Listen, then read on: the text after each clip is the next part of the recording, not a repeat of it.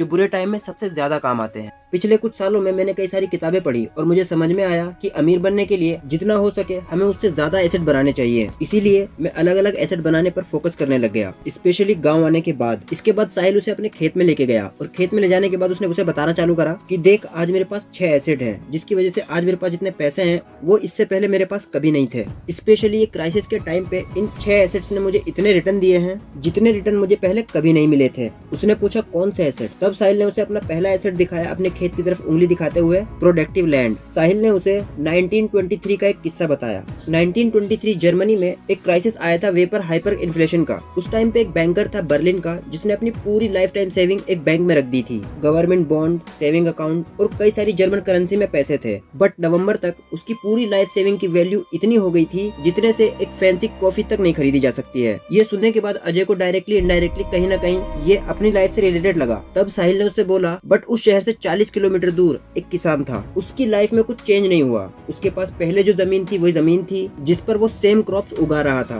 लेकिन जब currency collapse हुई तब उसका जो अनाज था उसकी वैल्यू बहुत ज्यादा बढ़ने लग गई, और वो इतनी ज्यादा बढ़ने लग गई कि लोग अपने बड़े बड़े पियानोज, ज्वेलरीज, फैंसी कोट और बहुत कुछ देने के लिए तैयार थे सिर्फ एक बोरी आटा के लिए।